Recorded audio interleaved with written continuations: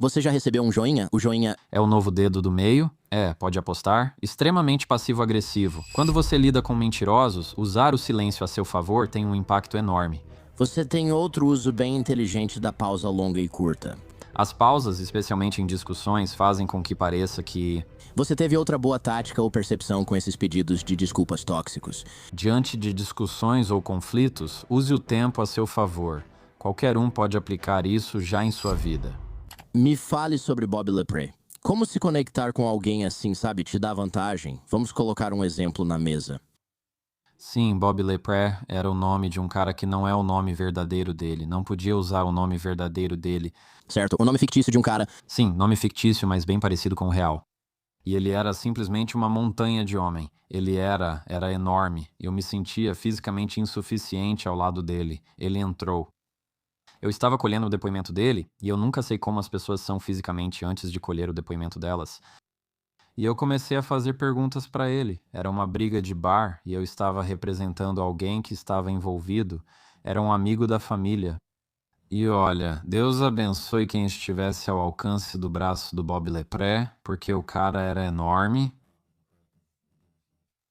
Em depoimentos, ao fazer perguntas, você busca entender o básico da situação. O que aconteceu? O que aconteceu depois? Onde você estava? Como foi?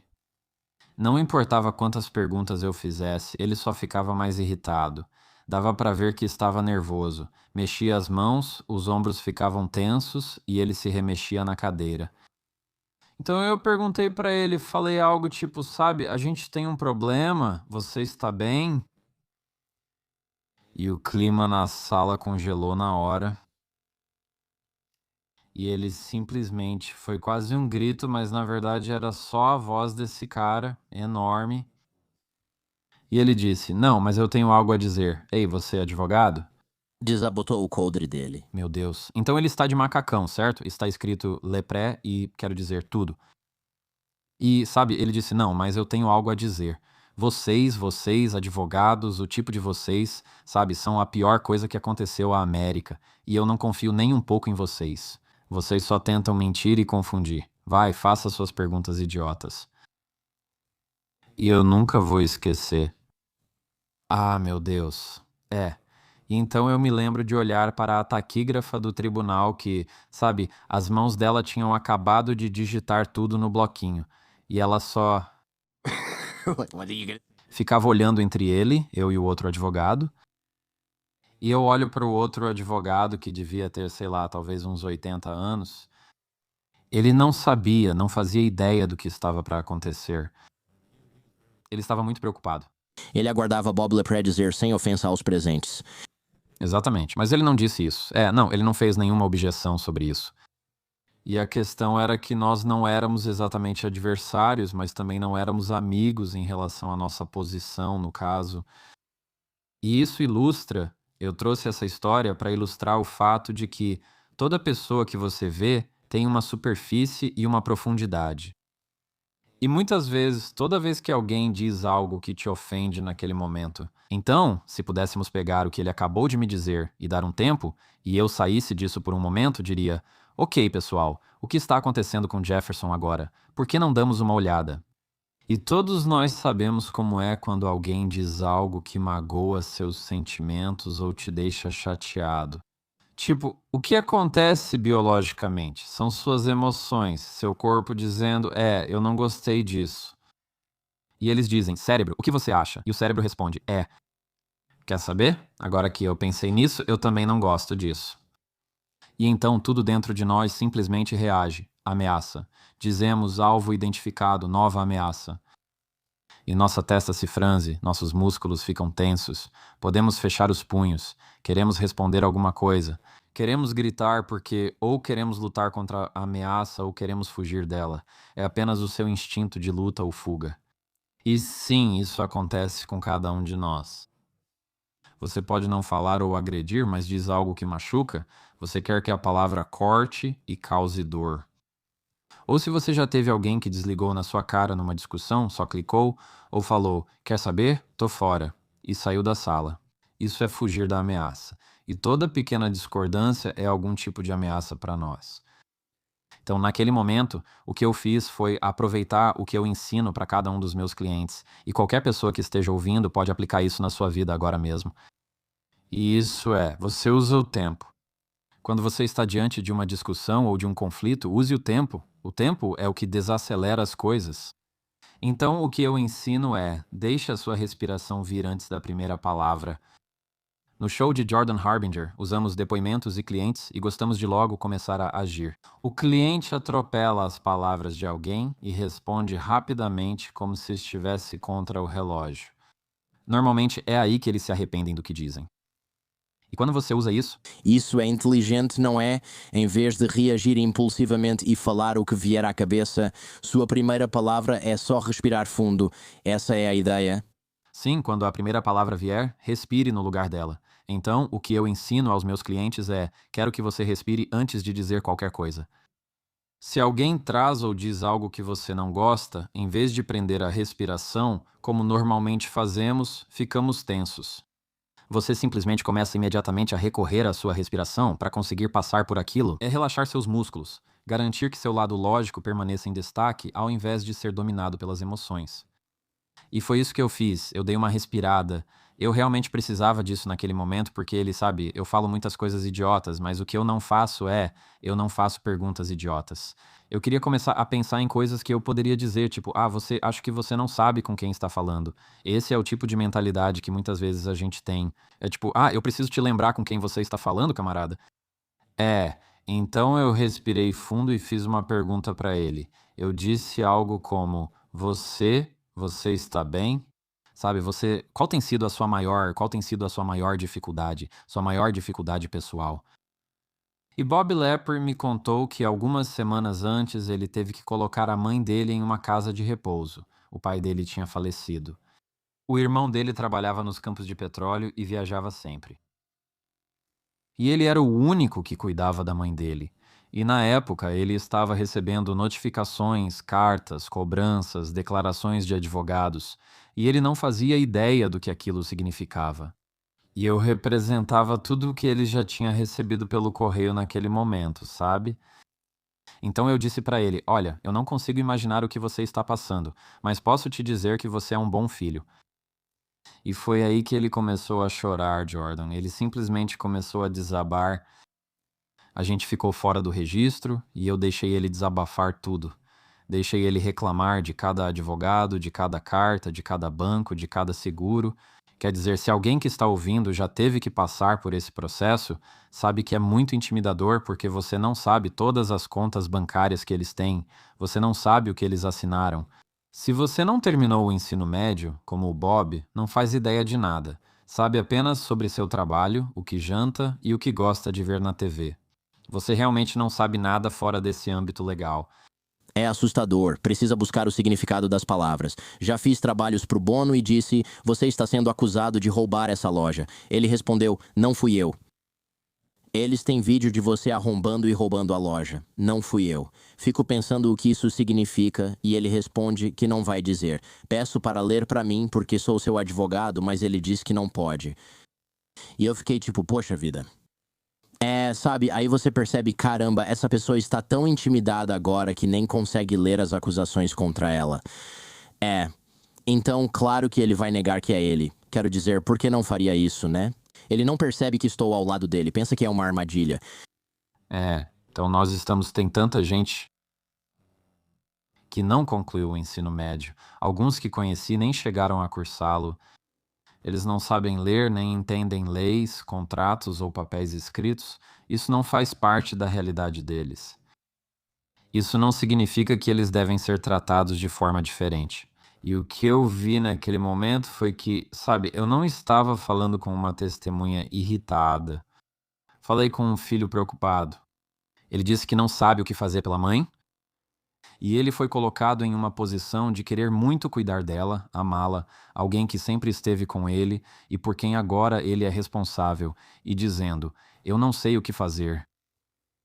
E sim, nós paramos a gravação e conversamos sobre isso. Liguei para um advogado especializado em cuidados com idosos, coloquei no Viva Voz e disse: preciso de uns 5 minutos do seu tempo. Estou com o Bob. Traçamos um plano e próximos passos. Ela o orientou em algumas coisas que respondeu: Ok, tenho essa carta e não sei o que fazer com ela. E chegou a um ponto em que ele se sentiu confortável. Eu disse: Ok, você está pronto para continuar? Ele disse: Sim. E pelo resto do depoimento, quero dizer, ele simplesmente parecia diferente. Ele parecia até 3 metros mais alto. Todo o peso saiu das costas dele. Ele se sentiu muito melhor. Ele ficou alegre. Ele sorriu. Ele fez piadas. E no final do depoimento, fui apertar a mão dele. Em vez disso, ele só me deu um abraço enorme. Nunca vou esquecer. Mas essa é a história que eu gosto de usar para ilustrar que a pessoa que você vê nem sempre é a pessoa com quem você está conversando. Da pessoa atrás do balcão, da pessoa que está anotando seu pedido, até a pessoa que está do outro lado do telefone, seja quem for, todo mundo está sobrecarregado, todo mundo tem suas lutas, todo mundo tem preocupações que você nunca vai saber. E quando você tem a disciplina de alcançar a pessoa por trás da máscara ou da aparência, isso só significa ter disciplina suficiente para dedicar um tempo a isso. E ter essa mentalidade de, ao invés de ter algo a provar, você tem algo a aprender. Quando você adota a mentalidade de aprender e não de provar algo em uma conversa, coisas mágicas podem acontecer na sua vida. Isso é um depoimento. Ele não estava no banco das testemunhas, por isso comentei sobre o juiz. Meu comentário sobre o juiz e a fiança não faz sentido para quem presta atenção aos detalhes. Agora entendi depois da sua explicação. Eu só pensava, por que o juiz permitiria isso? Já que você está em um depoimento, não entendo por que o advogado da outra parte não questionou. Objeção. Por que perguntar da mãe dele? Eu concordo, ele certamente poderia ter feito isso. Esse advogado foi difícil para todos, né? Ele foi difícil para todo mundo, e era só um amigo de um amigo. De novo, ele não era parte do caso, ele era só uma testemunha. E então, o advogado que ele tinha era tipo um amigo de um amigo que só concordou em acompanhá-los para garantir que eu não fizesse nada de errado. Então era algo muito mais local. E nunca era para ser algo combativo, até que acabou sendo. Se meu advogado dissesse que deixaria perguntarem sobre minha vida em casa, minha mãe e meu irmão trabalhando no campo de petróleo, eu diria: você está demitido, isso não é sério. Ele começou a falar.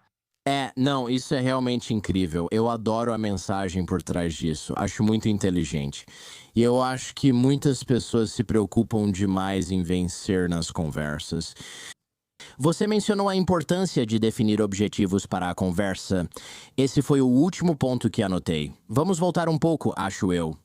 Você perguntou: tem alguma parte disso que estou tentando vencer? É preciso ser honesto consigo mesmo. Mas como saber se numa conversa estamos tentando ganhar algo? Acho que meu cérebro me engana, me fazendo pensar que não estou fazendo isso. Faz sentido? Sim, faz. Você não deveria dizer isso faz sentido. Não. Você faz isso de qualquer jeito. Tudo bem, isso é engraçado. Existem diferentes tipos de conversas. Digamos que, claro, você não pode ter essas conversas isoladamente. Você tem entrevistas. Esse é um tipo de troca de ideias. Você tem conversas em casa, você tem conversas no trabalho, e-mail, mensagem de texto, formatos totalmente diferentes. O maior sinal de alerta que deve soar na sua cabeça é conseguir perceber: eu estou tentando forçar isso além do limite? Tipo, se você tem uma peça de um tabuleiro de xadrez e eu tenho uma peça de um tabuleiro de xadrez, e digamos que não estamos jogando xadrez, tanto faz, mas há uma linha na nossa frente. Se eu só tento insistir e dizer não, você concorda comigo. E você está dizendo não, você é que concorda comigo. É tão pequeno quanto aquele sentimento de não, eu preciso que eles digam o que eu quero que eles digam. Eu preciso que eles concordem com o que eu quero. Seja qual for o argumento que eu esteja defendendo, minha opinião é a certa e a única. E toda vez que esse pensamento vem à sua cabeça, muitos problemas podem rapidamente se agravar. Não estou dizendo que você não está certo sobre o assunto. Não estou dizendo que, muito provavelmente, a sua opinião não seja a mais precisa, talvez até mais verdadeira. E, de fato, pode ser a verdade. Mesmo nesse momento, se você só está interessado em ter a conversa porque eles precisam ficar do seu lado, você vai acabar tendo problemas. É aquela mentalidade de ter algo a aprender ou algo a provar. Isso significa que você precisa ser muito bom e estratégico sobre como começar a usar perguntas, não só para conseguir mais do que você quer, mas para entender onde está o não. Você precisa entender onde está o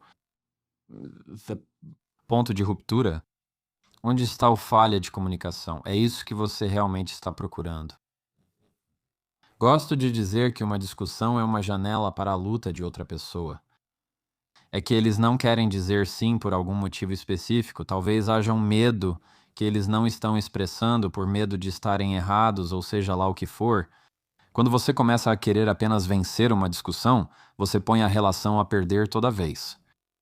Gosto dessas ideias porque você tem razão. Há muito antagonismo, principalmente em conversas que já começam adversariais, talvez por natureza. Dois advogados, ou você enfrenta uma conversa difícil no trabalho. É quase como se fosse difícil não começar com uma mentalidade de confronto, eu acho. Gosto de definir os objetivos da conversa. O primeiro, aquele que eu mencionei, se existe uma parte disso que eu estou tentando vencer, na verdade é o último que você ouve no livro, mas eu presumo que eles não estão em nenhuma ordem específica. O primeiro era, o que preciso que eles entendam, como isso difere de querer que aceitem nossa perspectiva?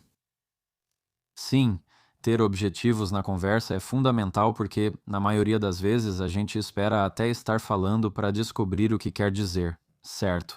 A gente espera até estar falando para decidir para onde quer levar a conversa. Existe um objetivo final? Quando você sai dessa jornada, como sabem que a confusão terminou? Na maioria das vezes, a gente só continua conversando até alguém dizer, isso é loucura, sabe? Quero dizer, a gente pode realmente. Bater nas nossas coxas e dizer, bom, e esse é o fim da conversa. Foi bom. A gente se vê. Se cuidem. E quando você tem essa mentalidade, como eu gosto de dizer, de pensar: o que eu posso aprender? O que eu posso tirar desta conversa? Na maioria das vezes, o motivo pelo qual achamos que precisamos vencer uma discussão e acabamos tendo problemas é porque nossos objetivos para a conversa estão altos demais. Eles têm que aceitar o seu ponto de vista. Eles têm que dizer que você está certo. Eles precisam se render totalmente e admitir que estão errados. Te dá tudo. E isso simplesmente não é. Isso não é a vida real. Você precisa abaixar suas expectativas. Defina o objetivo como posso entendê-los melhor?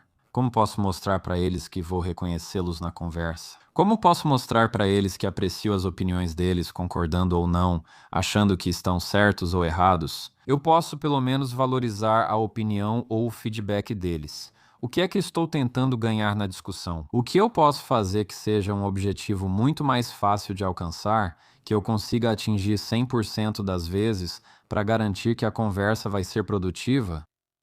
É aí que você quer chegar. Adorei outro ponto. Que suposições estou fazendo agora? Pode dar exemplos? Sempre entro em conversas com suposições. Por que isso é ruim? Pode ser algo ruim, porque muitas vezes, quando fazemos suposições sobre o que eles dizem, geralmente estamos errados sobre eles. Você geralmente erra nas suposições porque nossas suposições normalmente são baseadas em interesses próprios. Assumimos sempre a pior intenção. Acho que nunca lemos a mensagem de alguém e pensamos: olha como essa pessoa foi legal. A gente diz: olha só isso. A gente lê no tom mais negativo possível, certo? Se alguém só te manda uma mensagem dizendo ok, você acha que é só ok mesmo? Você já ouviu alguém dizer ok de boa? É tipo ok, você fica tipo, Mesmo com emojis, cara, já recebeu um joinha e pensou, beleza, joinha, vai se ferrar você também, parceiro. Exatamente, desdenhoso. Enquanto isso, o joinha agora é o novo dedo do meio. Pode crer. É isso mesmo. Besteira passivo-agressiva. Extremamente passivo-agressivo. Então, se alguém te mandou uma mensagem com ok, você nunca lê aquilo como algo legal. Foi só um ok. Não, tá tudo bem. Mesma coisa com mensagens de texto ou, sabe, e-mails, qualquer coisa. A gente gosta de presumir a pior intenção. Esse é o nosso padrão. Muitas vezes o erro está aí. Achamos que estão chateados, mas não estão. Assumimos que estão bravos conosco, mas nunca estiveram. Sempre ouvimos. Achei que você estava bravo comigo. Não, eu não estava. Do que você está falando? O que eu fiz? Bem, é que você me olhou de um jeito diferente. A gente simplesmente adora criar essas histórias na nossa cabeça, essas conversas unilaterais só com a gente mesmo, que trazem muitos problemas. E aí acabamos evitando as pessoas. A gente acaba inventando histórias sobre como essas pessoas não gostam da gente.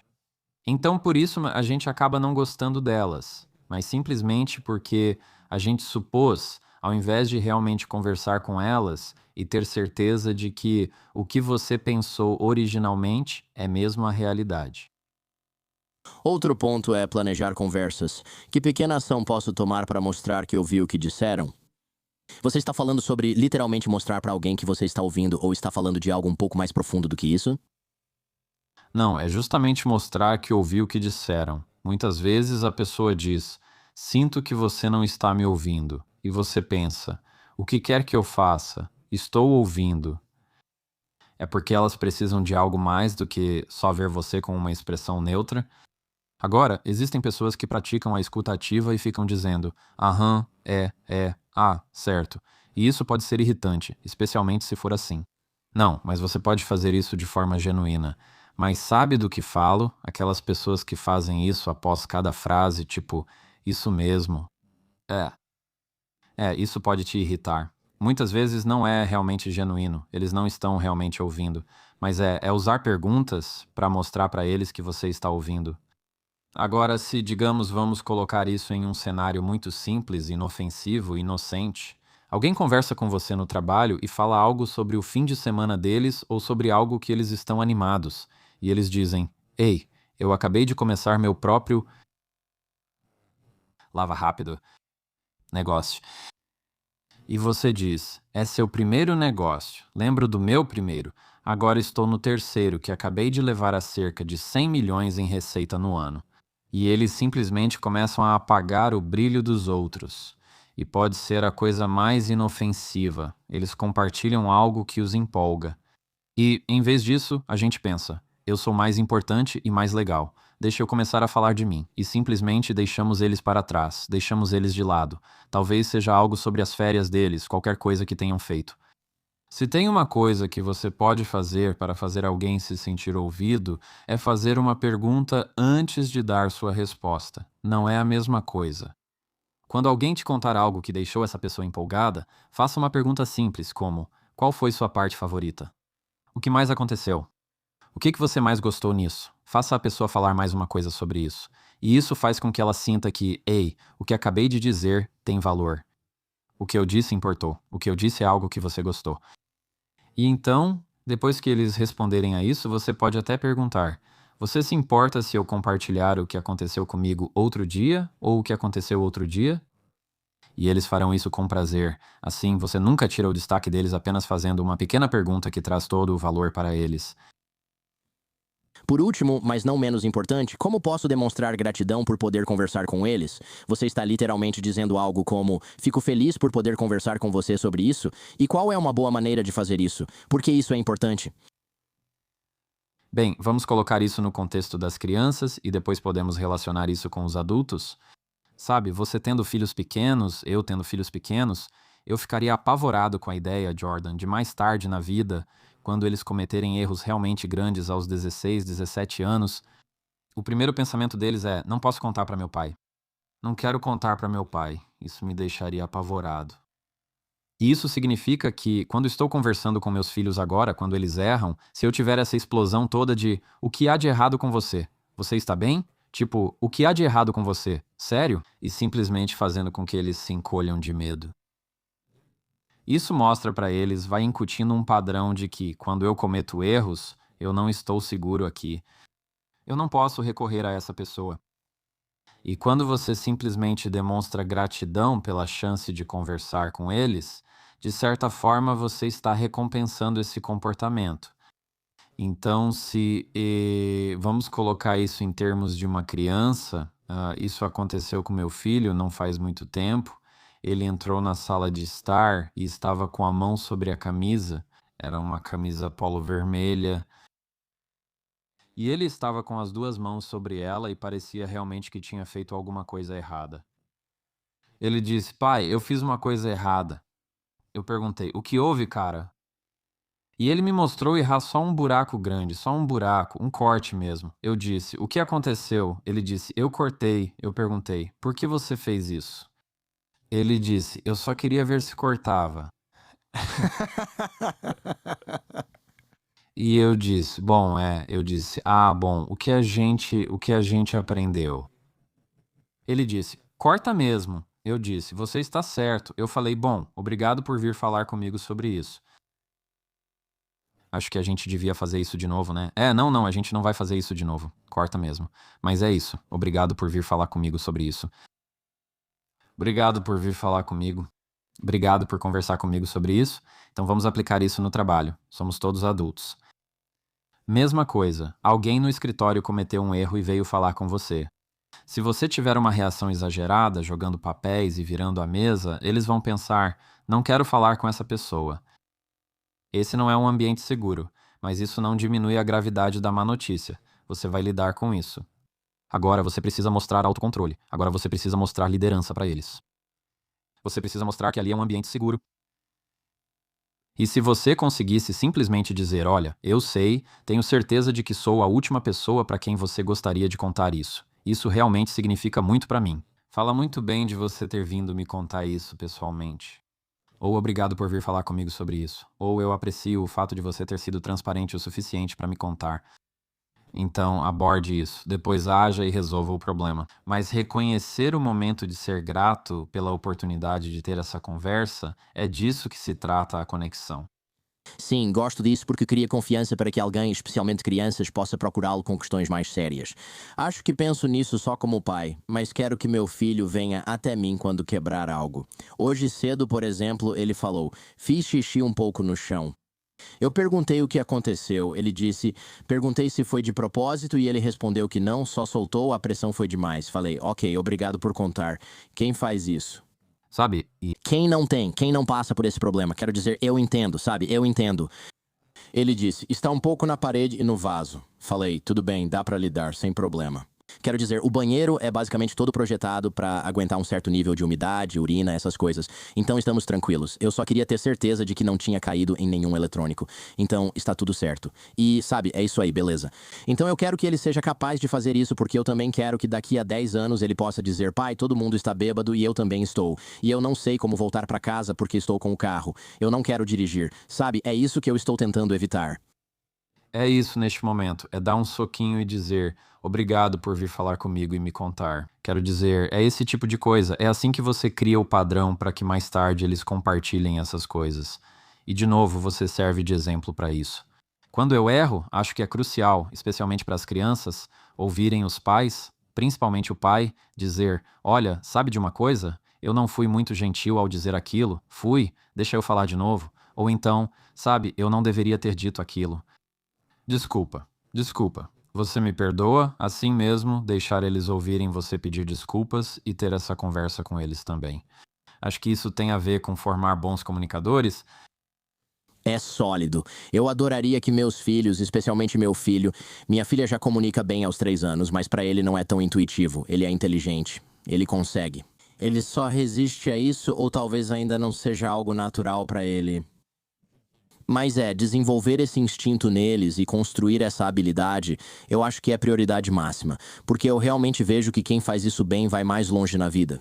Não importa se a pessoa é advogada ou médica, é uma daquelas habilidades para a vida que, se você tem uma faixa preta em comunicação, quase tudo na sua vida fica mais fácil.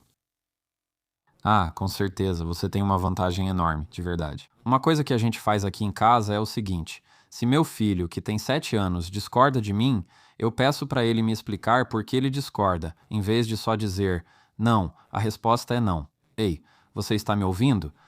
Eu sou o pai, eu sou o papai. E ponto final. Minha mãe fazia muito isso. Eu perguntava por quê e ela respondia por que eu disse, coisas assim. Eu odiava isso porque ficava tudo sem resposta. Então, sempre tive muita consciência de nunca dizer por que eu disse. Era uma discussão. E o que sempre ajudou foi usar o porquê, reforçando a palavra porquê, tanto para mim quanto para ele, em vez de dizer porque eu disse. É porque se você fizer isso, ou porque eu me importo, ou porque eu te amo, e isso me deixa nervoso, ou seja lá o que for. Quando ele discorda, digo: tudo bem, explique o motivo. E ele começa, eu digo não, mas ele insiste. Eu digo, por quê? Isso ajuda a conduzir a conversa. Acho que foi há 2 semanas, no The Jordan Harbinger Show. Eu precisava que ele subisse e se preparasse para dormir. Ele tinha outras ideias sobre isso. E chegou a um ponto em que eu disse, você está discutindo comigo? E ele meio que se recompôs e disse, sim, senhor, sim, estou, como se fosse isso mesmo. E eu fiquei tipo, manda ver, cara. Beleza, ok, vamos lá, ótimo. Vamos conversar sobre isso enquanto nos preparamos para dormir, enquanto subimos as escadas. Exatamente. Foi exatamente isso que fizemos. Mas tendo esse tipo de coisa, é assim que você começa realmente a incorporar o vamos conversar, colocar para fora. Não vou simplesmente abafar ou ignorar isso porque não tenho capacidade emocional ou inteligência para conversar com você sobre isso de igual para igual. Eu adoro isso.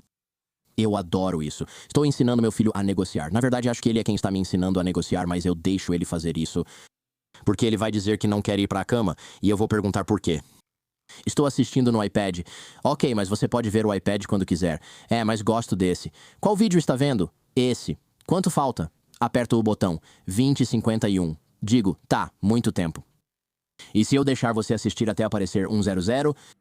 E ele diz, e se você me deixar assistir até aparecer 1:50, eu digo, Testando, fechado. porque na verdade é menos tempo, mas tudo bem. Ele vai acabar descobrindo meu truque e vou ter que ceder, mas tudo bem, pois adoraria que ele aprendesse a negociar tudo. Raramente existe uma situação em que esses 5 minutos extras realmente vão fazer diferença na qualidade do sono dele. E além disso, eu sempre começo com um número menor. Eu digo, nem mais 1 minuto. E ele fala, mais 5. E eu digo, mais 2. Tudo bem, fechado, sabe? E eu adoro esse tipo de coisa. E acho que meus pais nunca teriam aceitado isso. Eles simplesmente diriam, não, isso não é uma negociação. Olho pra trás e penso, que chance perdida de me ensinar a negociar algo que só aprendi adulto. Exatamente, é isso mesmo. Ter essa mentalidade de que a casa, o lar, é o campo de treinamento. Essa é a educação onde vou te ensinar a discutir, a ter conversas difíceis, a negociar. Me diga por que você quer isso. Não basta dizer porque eu quero suco. Me diga, quero dizer, defenda seu ponto de vista. Quero dizer, é por isso, por que não criar esse ambiente seguro? Meu filho é praticamente uma mini versão minha. Quero dizer, ele é praticamente uma cópia minha, e minha filha é uma cópia da minha esposa. E é simplesmente hilário. Existem diferenças. Isso foi no domingo, no último domingo depois da igreja. Estávamos comendo em um pequeno restaurante italiano. Eles servem pão e ele simplesmente. Eu vi ele comendo mais do que precisava. E eu olhei para ele e ele estava coberto de migalhas. E ele estava comendo tipo a casca de um. E eu falei, ei, cara, quanto pão você já comeu? Esse é meu filho, se isso te diz algo. Ele se inclinou e perguntou, quanto você quer saber? Eu fiquei tipo, como você pensou nisso? Isso aí foi charmoso demais. Dá uma segurada aí, camarada. Exatamente. Eu fiquei tipo, beleza, já fez o suficiente. Vou tirar isso de você. Mas como você pode ensinar seus filhos a se comunicarem? E é uma ótima maneira de refletir sobre como a forma como cada um de nós se comunica hoje é resultado da forma como foi criado. Se seus pais tinham conflitos e discutiam na sua frente, isso afeta como você tem esse tipo de conversa hoje. Se você sempre sentiu que não podia dizer as coisas, isso influencia até hoje. Quero dizer, tudo faz parte desse ciclo. Isso me lembra um dos meus primeiros clientes de defesa criminal. Perguntei, quanto você bebeu naquela noite? Ele respondeu, quanto eu deveria ter bebido naquela noite? Não estou dizendo qual história você deve contar. Você me conta a verdade e montamos uma narrativa aceitável para conseguir sua liberdade condicional, amigo, mas sua carteira de motorista você vai perder. Isso é certo. É curioso como às vezes nossos filhos têm muito em comum com nossos clientes, talvez nem com os nossos melhores clientes. Você só tem crianças grandes, somos só crianças crescidas. É verdade, é verdade. Você entende bem discussões, não as legais, mas as domésticas, que são mais intensas e podem sair muito mais caras se feitas de forma errada. Mas você divide as discussões em diferentes fases, a fase de ignição e a fase de resfriamento. Adoraria saber o que ocorre no cérebro e corpo nessas fases e no que devemos prestar atenção. Sim, toda vez que você está em uma conversa, antes que ela leve a uma discussão, você meio que sente isso. É o sexto sentido que a gente tem quando alguém disse algo do jeito errado. Você pensa, eu realmente não gostei do tom dessa pessoa. Acho que não gostei de como ela falou isso. Eles usaram a palavra e aí começa a criar atrito. E então surge o calor. Agora virou uma discussão acalorada. E então alguém vai um pouco além e agora vocês estão totalmente no que eu chamo de modo de ignição, onde você está no nível 10, agora você está gritando, agora você está dizendo coisas. Quero dizer, suas pupilas dilatam, permitindo focar. Você se concentra em algo e o resto desaparece ao fundo, como no modo retrato do iPhone. Exatamente. Seus músculos ficam tensos, você consegue sentir. No meu caso, é a mandíbula, atrás das orelhas. Você prende a respiração com frequência, por isso muitas vezes você grita, fala alto porque não está respirando. Então, o ar não tem para onde ir e acaba sendo expelido como um vulcão. Ou algumas pessoas começam a tremer, ou algumas pessoas começam a chorar, ou ficam, sabe, com os olhos marejados porque estão sentindo toda essa intensidade. E então tem o que eu chamo de modo de recuperação. Então você tem o lado da ignição das coisas, onde tudo está acelerando, e do outro lado disso, geralmente há uma linha bem no meio, que eu chamo de linha de passar dos limites, onde alguém disse algo que simplesmente foi demais. Eles disseram aquela coisa que realmente ia te machucar, disseram algo como, sabe, você é igualzinho à sua mãe ou ao seu pai ou algo assim, e eles sabiam que disseram exatamente aquilo que ia te deixar para baixo. E aí você tem todo aquele outro lado da fase onde agora você está usando um tom mais baixo. Agora parece que eu não deveria ter dito aquilo. Ou não era isso que eu queria dizer. O que quero dizer é que só agora, com tudo mais calmo, vocês estão tendo essa conversa de verdade. Tem a fase de ignição e depois a de esfriamento. Na fase de esfriamento, tudo começa a acalmar de novo. Às vezes, é nesse momento que as pessoas começam a chorar ou ficam muito emocionadas porque a tensão foi muito alta. Elas passam por grande liberação corporal, quando muitas vezes pedimos desculpas ou pensamos, por que eu disse isso? Muitas vezes, ao fim de uma discussão, pensamos como chegamos nesse assunto. Tipo, a gente começou falando, sabe, de como você dobra as meias. E agora estamos falando sobre o que seu pai disse pra mim num jantar de formatura 8 anos atrás. Sabe, tipo, você nunca é. E é porque na fase de esfriamento, nosso lado analítico começa a aparecer, porque agora demos tempo pra isso. Demos tempo pra ele acompanhar. Antes, isso acende muito rápido. Parece que queremos ir direto para o resfriamento. Isso mesmo, isso mesmo. E é por isso que usamos a respiração. Eu sei que estou repetindo aqui, mas é usar as pausas.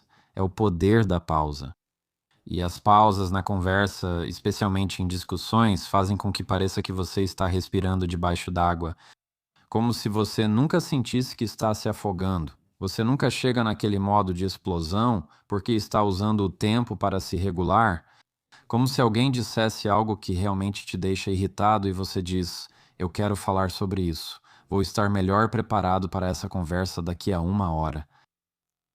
Ninguém vai te dizer não ou sugerir que tenham essa conversa agora. Se souberem que o resultado ou a conversa será melhor, vão esperar. Ou mesmo se você dissesse: olha, eu percebo que não estou pronto para essa conversa.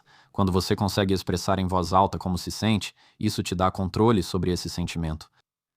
É por isso que fale com controle. Quando eu posso dizer, eu percebo que estou ficando na defensiva, eu percebo que estou chateado, percebo que não gosto disso nem estou pronto para essa conversa. Ao assumir isso, você controla e desenvolve mais autoconsciência sobre o que sente, em vez de agir defensivamente. Uma coisa é responder na defensiva dizendo, isso não é verdade, ou espera, não foi o que eu disse. Você está brincando? Em vez de dizer, percebo que estou na defensiva, é como se eu simplesmente escrevesse isso e colocasse em um pedaço de papel. Agora tenho mais controle sobre esse sentimento em vez de me deixar dominar por esse sentimento. E é só uma forma de conseguir ter mais controle sobre si mesmo nessa conversa, de modo que você nunca precise sentir aquela grande fase de explosão. Pessoas que são, digamos, emocionalmente imaturas, adoram essa fase de explosão. É aí que elas vivem. Isso é um drama. A fase do drama. Eles adoram drama e fazem escândalo no supermercado, sem se importar com quem olha. Quanto mais pessoas assistem, melhor. Eles fazem aquelas postagens enormes no Facebook, tipo, tem gente em quem você nunca deve confiar. Sabe, tipo, o que está acontecendo? O que está rolando? Eles querem que as pessoas contem pra você depois. Exatamente, exatamente. Eles querem isso. Eles querem esse drama. Eles não têm maturidade emocional. Eles querem discutir ali mesmo, na frente de todo mundo. E eles adoram esse modo explosivo porque provavelmente foi assim que eles foram criados. E essa fase é uma mentalidade muito exaustiva, né? Uma fase cansativa. Com a sua inteligência emocional, você nunca precisa nem chegar lá. Você sempre se mantém equilibrado, centrado e no controle. Sim, acho que esse é um daqueles truques que eu gostaria de ter aprendido, sei lá, há 20 anos, talvez há 30 anos. Teve vezes em que eu definitivamente fiquei na fase de ignição por um tempo, ou até deixei que eu mesmo ficasse meio preso ali. E eu me lembro até de relacionamentos que tive no começo dos meus 20 anos, era como se eu me visse em a fase de ignição com uma garota em particular. De novo e de novo e de novo. E eu me lembro de uma vez em que eu pensei, por que a gente sempre discute desse jeito? Essa foi a última noite em que a vi. Ela disse, você adora isso. Perguntei do que falava e ela respondeu, você adora o drama. Eu fiquei tipo, droga, acho que eu gosto disso. Isso é um grande problema porque isso significa que provavelmente você gosta disso. Você acha que isso é algo que a gente vai continuar fazendo. Eu não tenho interesse em continuar fazendo isso. Então terminei com ela na hora e nunca mais a vi. Acho que ela ficou realmente surpresa, pois muitas pessoas ao seu redor sempre foram assim. Era só a fase de ignição.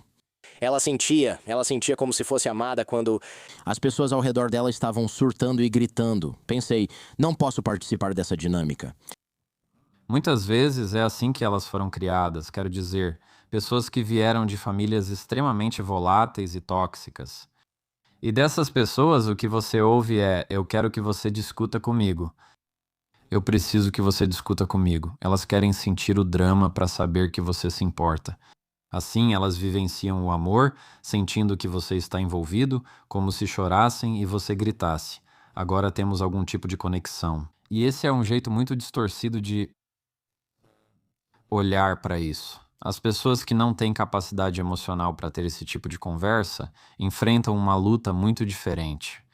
A fase de ignição soa assim: eu já te disse, eu não vou fazer isso. Tipo, eles estão gritando, é tudo muito rápido. É por medo.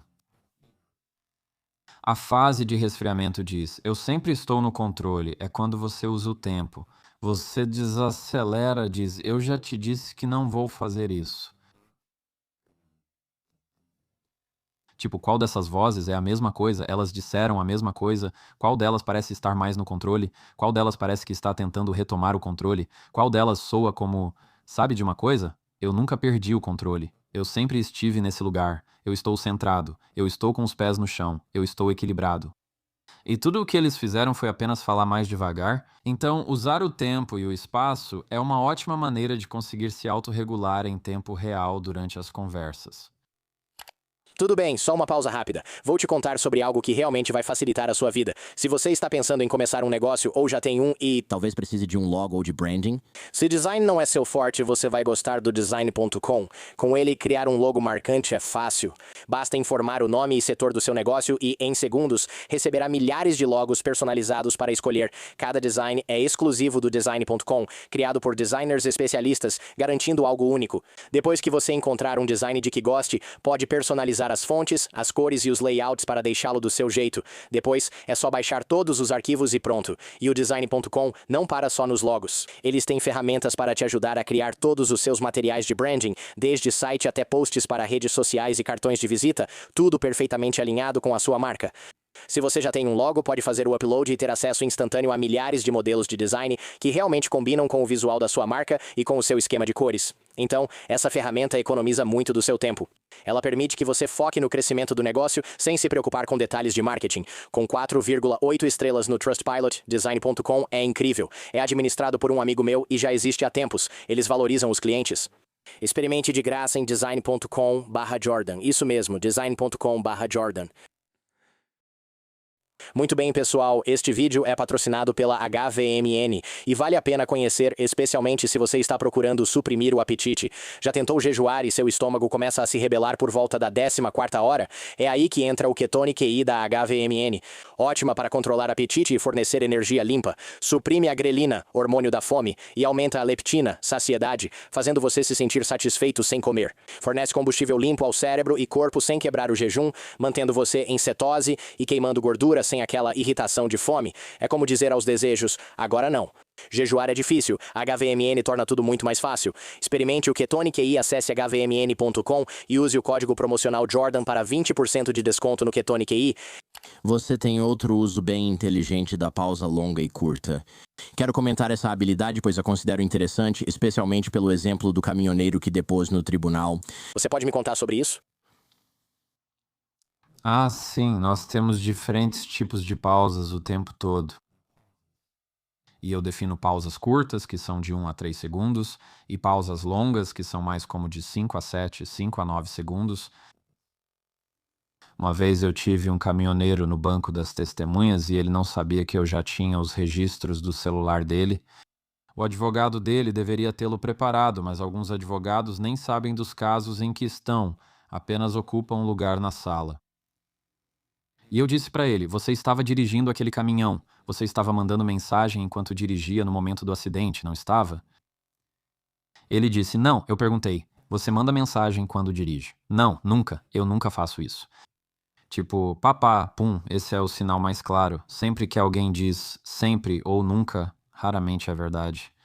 Tipo, 99,9% das vezes esse nunca simplesmente não é verdade. Então eu dei uma longa pausa de uns 5 a 8 segundos,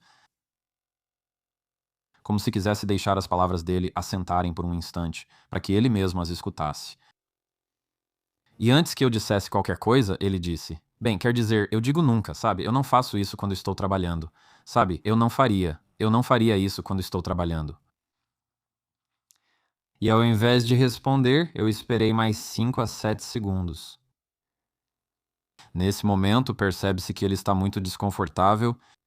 Sempre que você dá muito silêncio para um mentiroso, é a pior coisa que ele pode ouvir, porque isso mostra que ninguém está acreditando no que ele está dizendo, ninguém está comprando o que ele está tentando vender. Isso os deixa nervosos e eles começam a imaginar conversas por você. Eles simplesmente começam a se descontrolar. Então apenas dei mais 5 a 8 segundos de silêncio. Bem nessa hora, ele fez algo assim. Eles começam a te fazer perguntas, tipo, bem, quero dizer, por quê? Por que você acha que eu estaria mandando mensagem? Como se ele precisasse ouvir a minha versão para poder começar a consertar a dele. O que eu tinha era, eu nem tinha os documentos na mesa. Eles estavam na minha bolsa, só percebi agora que não estavam na minha frente. Mas eu coloquei minha mão na pilha de papéis como se fossem os registros. E eu disse, você estava mandando mensagem enquanto dirigia naquele dia. Eu repeti, ele disse, quer dizer, e antes mesmo de terminar, eu falei, se você estava mandando mensagem enquanto dirigia, tudo bem, vamos conversar sobre isso. Ele disse, acho que eu estava mandando mensagem enquanto dirigia naquele dia. Então qual é a lição disso? Se você mente, alguém apenas se cala. Essa é a diferença. Exatamente, aí está, essa é uma maneira de dizer. Quando você lida com mentirosos, usar o silêncio a seu favor tem um impacto enorme porque eles não aguentam. Eles querem uma reação imediata. Eles querem esse modo explosivo porque quanto mais se fala e briga sobre isso, mais parece que aquilo existiu. Onde há fumaça, há fogo. Eles só querem levantar muita fumaça. Estamos discutindo isso há 30 minutos, então é claro que aconteceu. E quando você consegue até ficar em silêncio por bastante tempo nesse momento, você vai perceber que eles vão começar a voltar atrás. Eu realmente gosto dessa. Acho que alguém que é um mentiroso muito bom talvez não caia nessa, mas acho que a maioria das pessoas, o mentiroso comum, com certeza cairia nessa. Quero dizer, eu sei que se eu não estiver totalmente confiante sobre o que estou dizendo e alguém simplesmente não disser nada, provavelmente vou tentar preencher esse silêncio de alguma forma para tentar convencer a pessoa de que eu não estou falando besteira. Sabe? E esse é o sinal, eu acho. Esse definitivamente é o sinal. Tem outras vezes em que eu usei, eu digo que algo parece estranho. Eu falo isso. Tem algo nisso que parece estranho. Ah, o quê? Parece estranho.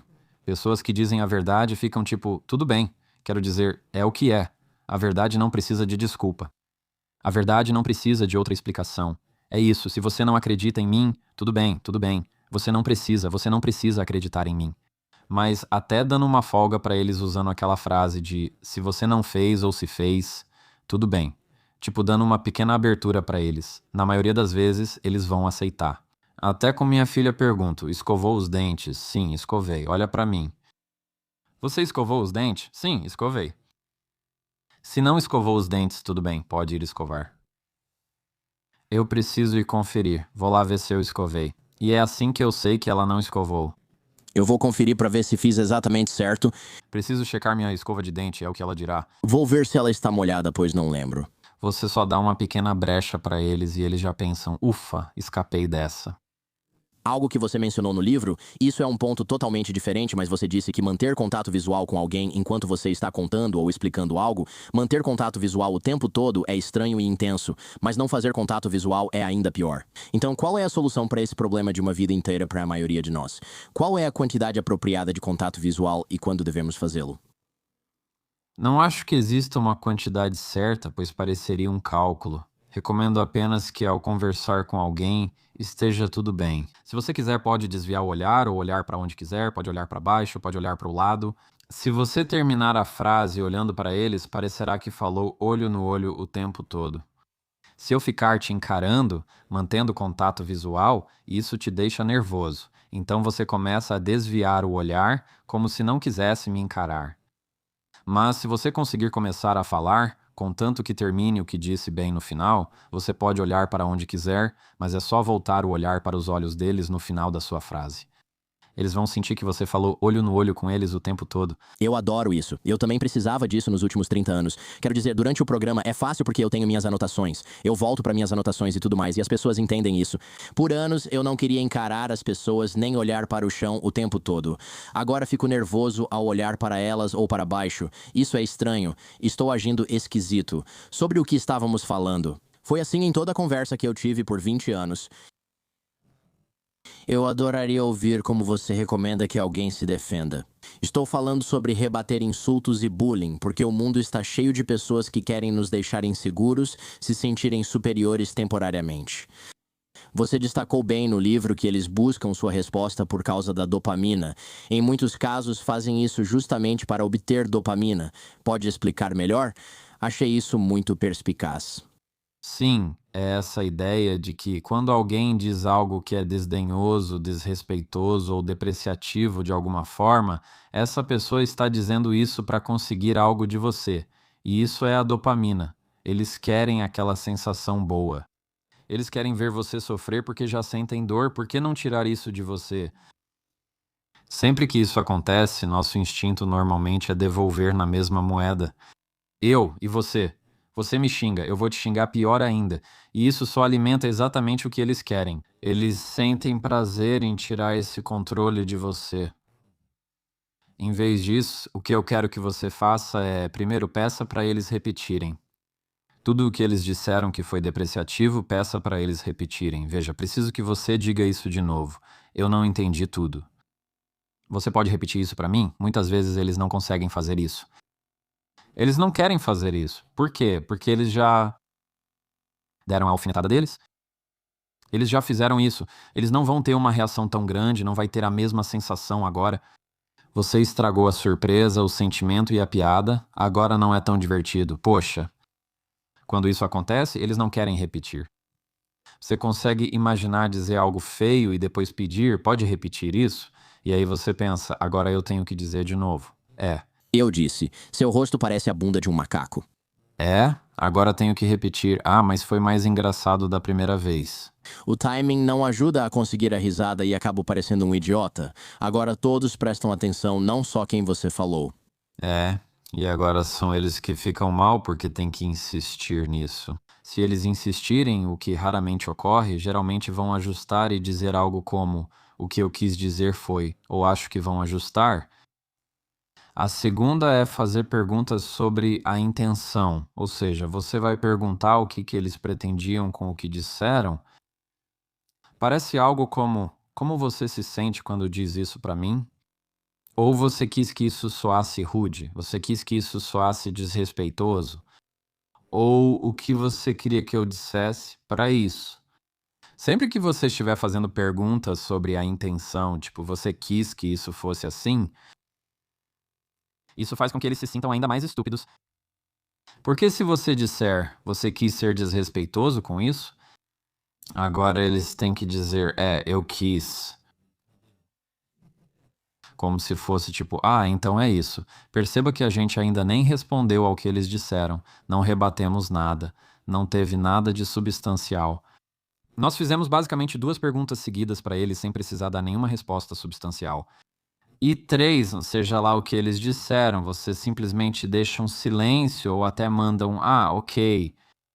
Simplesmente não faça nada com isso, porque agora eles vão se sentir como um completo idiota. Se eles disserem algo ofensivo, você diz, fala isso de novo. E então eles têm que insistir nisso, e você diz, como você se sente quando diz isso pra mim? O que eles vão dizer? Sim. Eu me sinto bem, eu me sinto empoderado. Eles não vão dizer isso. Eles vão se adaptar. Vão perceber que não é divertido, é perigoso e devem sair. Não era pra ser assim.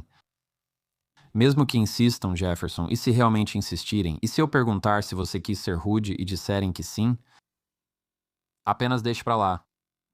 Nem sequer reconheça isso.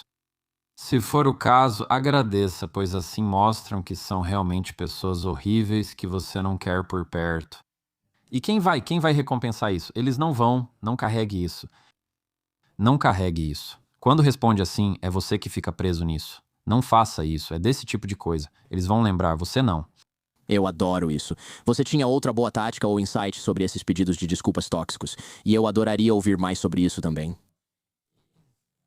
Primeiro, deixa eu ver se entendi. É quando alguém pede desculpa de forma estranha e condicional, tipo, desculpe se você se ofendeu com minhas piadas. Dizer, me desculpe se você se ofendeu com as minhas piadas não é um pedido de desculpas de verdade, diferente de assumir o erro no churrasco. É isso mesmo? Esses são o que chamo de pedidos de desculpas ruins, quando tem algum motivo. Bem, eu sinto muito se você não consegue levar uma piada, ou me desculpe por estar tão ocupado, ou me desculpe se isso feriu seus sentimentos ou algo assim. Tenho cis ou sinto muito que você. Tem muitos desses. Sempre que dizem sinto muito que você, isso não é um pedido de desculpas de verdade. O certo seria me desculpe pelo que eu. É assim que você sabe que a pessoa está assumindo responsabilidade pelo que disse. Todo mundo reconhece um pedido de desculpas ruim. Sinto muito que se sinta assim. Provavelmente esse é o principal ponto. Sim, é o maior culpado. Sinto muito que você se sinta assim. Quando alguém diz esse tipo de coisa pra você, o que você faz quando alguém fala isso? Sabe, não é um pedido de desculpas, mas você não pode simplesmente deixar passar. Quero que diga, não peça desculpas pelos meus sentimentos, mas sim pelo que você disse. É isso que eles estão fazendo? Sinto muito que você se sinta assim. Não peça desculpas pelos meus sentimentos.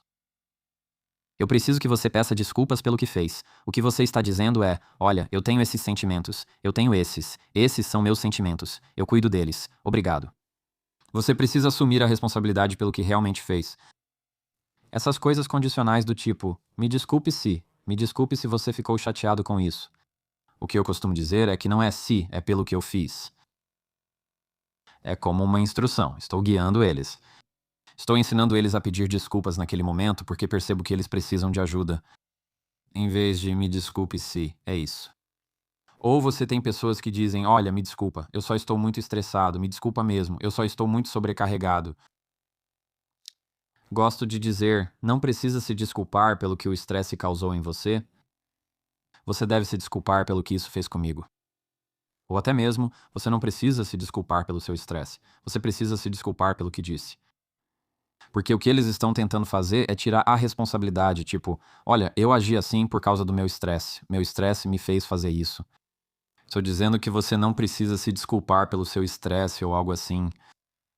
Estou trazendo eles de volta para o centro da questão. Estou dizendo que você precisa se desculpar pelo que falou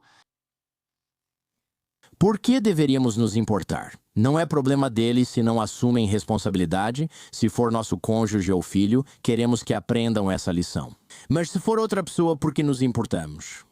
Como isso é problema nosso se eles não conseguem pedir desculpas direito, né? Isso é tipo uma deficiência deles, uma falha deles, uma limitação deles. Depende de com quem você fala. Com estranho, tanto faz.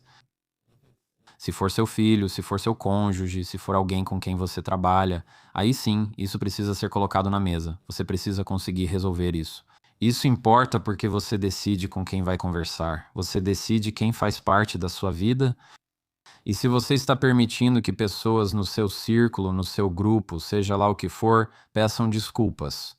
Ou vamos dizer coisas disfarçadas de pedido de desculpas. Quando na verdade são comentários passivo-agressivos, quando na verdade estão tentando fazer você se desculpar de alguma forma. Tipo, você já teve alguém que disse: "Olha, me desculpa por eu ser um amigo tão ruim." Ok, É só um convite para você dizer: "Ah, você não é um amigo ruim." Sim, eu sou. Você sempre faz isso, para eles se fazerem de vítima de novo. Então isso importa. Você diz: "Que diferença isso faz?" Importa porque você pode controlar com quem você fala na sua vida. Se for um estranho e você não se importa de verdade, tudo bem, vai em frente. Já fiz isso também. Quando alguém dá uma desculpa sarcástica, digo: "Tudo bem, mas saiba que isso não é um pedido de desculpas."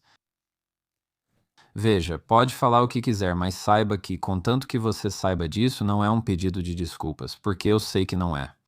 Sabe? É esse tipo de mentalidade que você precisa ter. Mas que diferença isso faz? Se eles nunca vão admitir, eu concordo. Depende só do quão próximo você quer mantê-los. acho que isso é uma daquelas situações em que você tem que escolher suas batalhas. Às vezes, depois de um tempo, a pessoa volta e admite que você está certo. Me desculpa por ter feito aquilo. Tipo, as pessoas, pelo menos na minha vida, muitas vezes só precisam de tempo. No início, elas ficam na defensiva, exaltadas, tentando se justificar e pedir desculpas falsas. Não estão prontas para admitir tudo. Uma hora depois, elas percebem: ah, eu estava errado. E aí elas voltam. Você só aceita nessa hora, né? Você pode. Muitas vezes comigo já rolou de ficar um certo clima tenso. E eu falo assim, eu digo, não sei o que é isso, mas não tem a ver comigo. Se eu percebo que é uma reação exagerada, tem outra coisa acontecendo. Tem outra coisa acontecendo. Eles estão tendo uma conversa na cabeça deles. Eu não fui convidado para essa conversa. Tem outra coisa rolando. Não fui eu. Não foi por não ter fechado a tampa da pasta de amendoim direito. Tem outra coisa acontecendo. Não sei o que está acontecendo, mas sei que não é sobre mim. Pausa, intervalo. 4 horas depois. Eles vão dizer: "Ei, me desculpa por aquilo." Você vê como o tempo agora permitiu que eles se regulassem e pensassem: "Tá, qual é o lado racional? Então, o que realmente aconteceu? Não foi a pasta de amendoim. Foram X, Y e Z." É quando você dá a eles esse espaço e essa distância, com a paciência e a disciplina necessárias para permitir que essas coisas aconteçam. Sim, você terá uma conversa muito melhor. Concordo, adoro isso. Tem tempo para outra? Sei que estamos quase no fim. Vou fazer uma pergunta curta. Sim, vamos lá.